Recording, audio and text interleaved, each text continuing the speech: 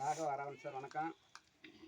இது பொன்னியனந்தல் கிராமத்துலேருந்து பேசுகிறேன். சிவகங்கை மாவட்டம் இளையாங்குடி தாலுகா பொன்னியனந்தல் கிராமம். அங்கேருந்து பேசுகிறேன். இந்த பாப்பாவுக்கு வந்து அம்மாவும் கிடையாது, அப்பாவும் கிடையாது.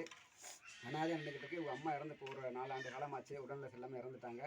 அதனால் இந்த பாப்பாவுக்கு வந்து ஒரு கல்வி உதவி, நல்லா படிக்கிறதுக்கு ஒரு நல்ல இது வேணும். அது உங்களால் முடிஞ்சால் உதவி செய்யுங்க சார். நீங்கள் எத்தனை பேர் ஏழையிலையும் உங்களை உதவி செஞ்சுருக்கிறீங்க. இந்த பாப்பா வந்து அவங்க அப்பாவோட கூட பிறந்த அவங்க பெரியப்பாட்டை தான் இங்கே இருக்குது. அவங்க பெரியப்பாவே வந்து டெய்லியும் டெலிசிஸ் பண்ணிக்கிட்டு இருக்காப்புல. அவர் உட்காந்துருக்கிற பாருங்க சேரில். அப்போ டெய்லியும் டெலிசிஸ் பண்ணிவிட்டு அன்றாட கஷ்டப்பட்டு இருக்காரு.